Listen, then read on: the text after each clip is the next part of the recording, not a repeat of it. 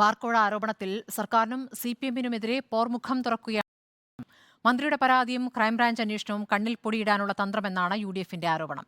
Excise മന്ത്രിയുടെ രാജി ആവശ്യപ്പെട്ട് തൃത്താലയിലെ ഓഫീസിലേക്ക് യൂത്ത് കോൺഗ്രസ് നടത്തിയ മാർച്ച് സംഘർഷത്തിൽ കലാശിച്ചു. വിഷയത്തിൽ സംസ്ഥാന വ്യാപക പ്രതിഷേധത്തിനാണ് പ്രതിപക്ഷം യുവജന സംഘടനകളുടെ നീക്കം. ഭരണപക്ഷത്തിനെതിരെ വീണുകിട്ടിയ വജ്രായുധമായിട്ടാണ് ബാർക്കോഴ ആരോപണത്തെ പ്രതിപക്ഷം നോക്കിക്കാണുന്നത്.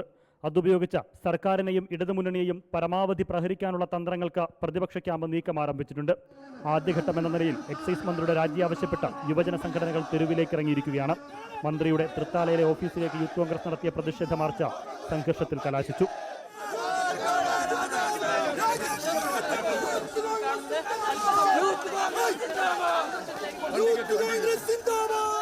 വരും ദിവസങ്ങളിൽ പ്രതിഷേധം സംസ്ഥാനതലത്തിലേക്ക് വ്യാപിപ്പിക്കും.